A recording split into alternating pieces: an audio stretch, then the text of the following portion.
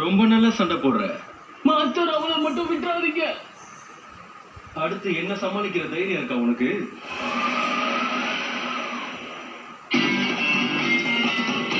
அவளுக்கு ஒண்ணு ஆகாம இருக்கணுமே இருக்கு.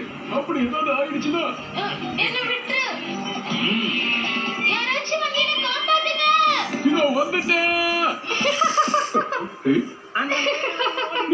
இங்க இருக்கியா? வாங்கப்பா வாங்க. மாட்டிக்கிட்டாங்களா? நீ இங்க கஷ்டப்பட்டு இருப்பேன்னு நினைச்சா நல்லா ஜாலியா இருக்க.